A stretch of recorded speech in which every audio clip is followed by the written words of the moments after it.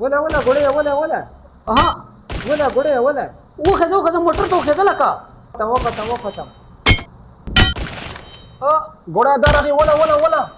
غلای سا ټول جیم را باندې سر کو ګوړه زبر درسم ولې راځي دال د ګرمي د لښ پکې تک شینم صبر وکړه صبر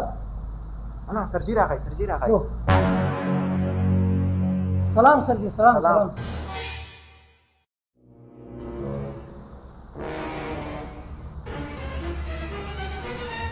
ګوړه و شیر نه نن مې دا تاڼې کې ولې تور شپه جوړه کړې ده کړکۍ دروازې خلاصې کړئ لیټونه ولګوئ و شیر نه دروازې کړکۍ خلاص دي لیټونه بند دي دا چشمې دي کته تور چشمې دي بسترګو اوف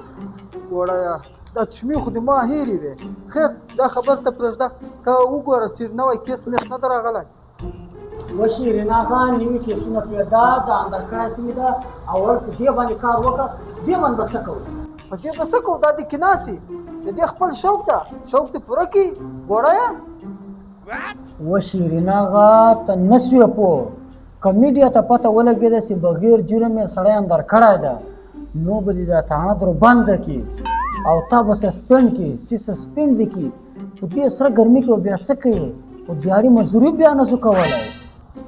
تا څنګه خوښه ده توتي ګل و شیرین آغا ګوړی سم وای د ګوړي په خبره باندې به عمل وکړو ښه نو بیا ورده توتي ګله را خلاصوی شاباس د تا په خبره عمل وشو شاباس ښه څرنګه خوند دې و شوق دې پوره سو نه خوند نه و ښه ته اوس ما ته دا ووایه چې ستا نوم څه شی ده زما نوم دا رښتیا یعنی رښتونی نه زه تا نه د ستا د اصلي نوم پوښتنه کومه سرجي زما اصل نوم دروغ زم دی و شیرین آغا دا سړی ما ته ډېر خطرناک ښکاري سرجي ما ته ښکاري چې دغه اصل نوم مجرم ده نه سرجي زما اصل نوم شریف ده نه اول ته ول زما نوم رښتیا دی بیا دې ول زما نوم درواغ دی او اوس بیا وایي زما نوم شریف دی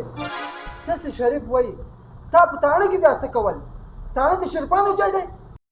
سرجي پښتنو کې متل دی شریف سړی تھانے ته نه ځي دا خو مخکې ما تا ته ویل چې شریف سړی تاڼې ته نه ځي نو ته ولې راغلی شریف مې بیا تاڼې کې څه کوي زه دغه شی ثابت کولو لپاره تھانے ته راغلی وم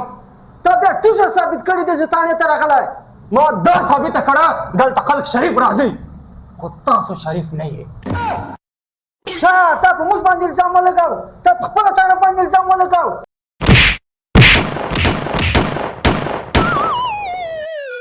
و شیرین آغا بچ خو یې بچ یم ورسئ یا ونسئ ډېره ښه موټې مو سره پاس